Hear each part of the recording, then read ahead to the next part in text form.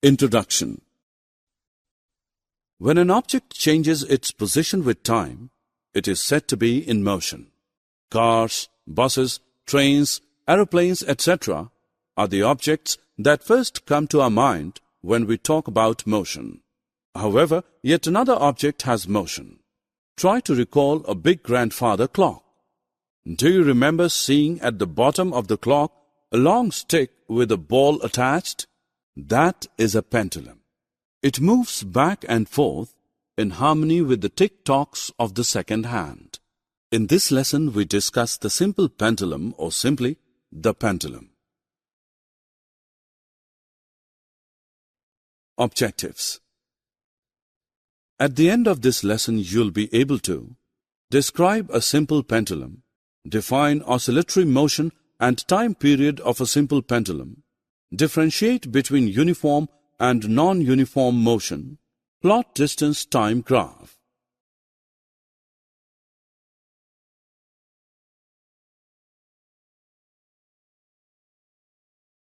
Have you ever observed a wall clock? A simple wall clock or a wristwatch has a circular dial with 3 needles. The circular dial is divided into 12 equal parts, with each division representing 5 minutes. Observe the dial more closely and you will find that it has 60 smaller divisions in it.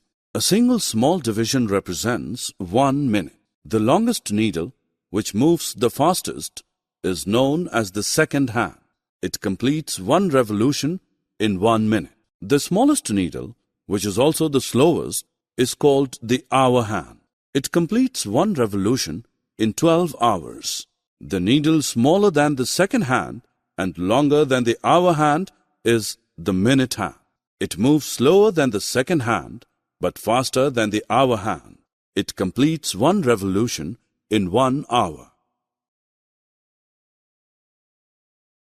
A simple pendulum consists of a small metallic ball suspended by a thread.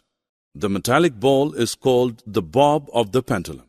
The thread by which a bob is suspended is loose at the lower end and is fastened at the top to a stand.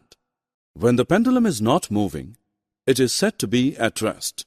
This position of rest is also known as the mean position or the equilibrium position of the pendulum. Suppose the bob of a simple pendulum is in equilibrium. If we now take it to one side, left or right, and release it, it begins to move to and fro. This to and fro motion of a simple pendulum is called the oscillatory motion. 1 full to and fro motion of the pendulum is called an oscillation.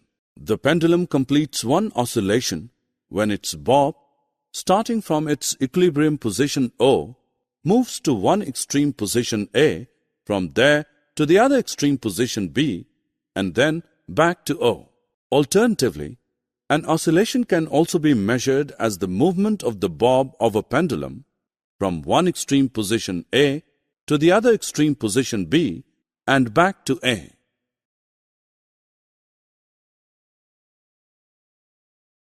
The time taken by the pendulum to complete 1 oscillation is called its time period. You can compute it with the help of this simple exercise. Take a simple pendulum. Let it come to rest.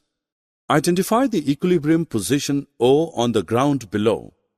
Now take the bob to one extreme position A and identify it on the ground below.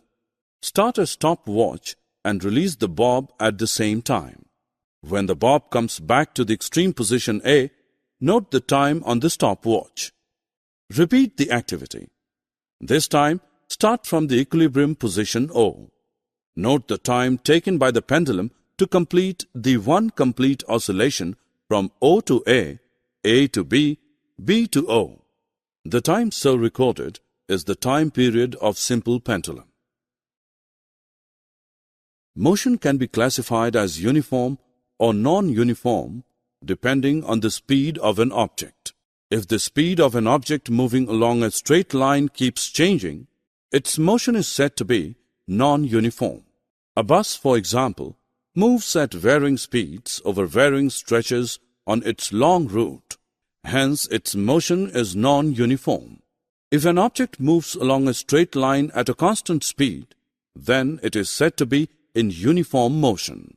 A car, for example, may maintain the same speed when it covers a short distance. Motion of objects can be presented in pictorial form with the help of distance-time graph.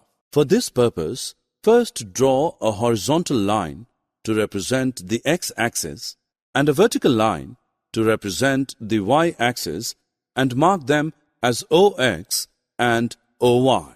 Measure time along the x-axis and distance along the y-axis. Mark values for the time and the distance on the respective axes. Now plot the points on the graph paper, each pointer presenting a specific combination of distance and time values. Join all the points on the graph to get a linear distance-time graph which shows that the vehicle is moving at a constant speed. From this graph, we can calculate the distance covered by vehicle at a particular moment. We can calculate the time at a particular distance from the starting point. In the same way, we can calculate speed also.